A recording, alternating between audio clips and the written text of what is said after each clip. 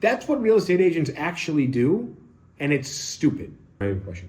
I was gonna ask, what is the salesperson's job like in the open house, like just being there, like how do you like Well, most people like live entertainment, so it's best if you bring a little instrument and can sing a song.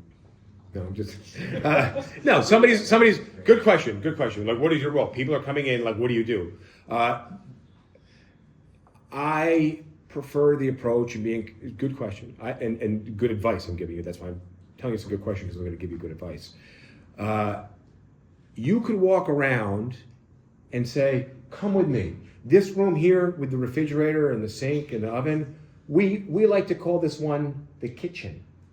The room over there, the slightly smaller one with that little porcelain chair and the sink and the shower, that one is the bathroom.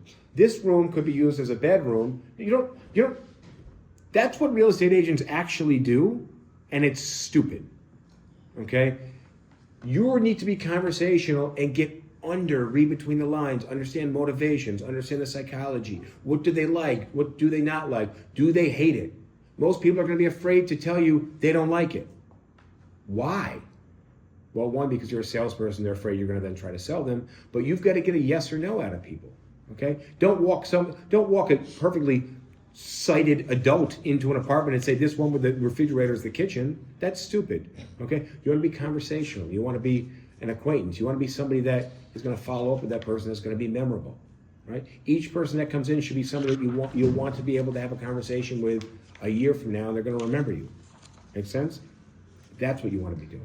It very much depends. Okay. Sometimes, there's many times where I'll just stand in the living room and let people go in the other room because that way they're going to talk without me there. It's an empty apartment. I can generally hear what they're saying, or I can watch body language, which is another super skill. Right? You're going to tell whether or not people like it.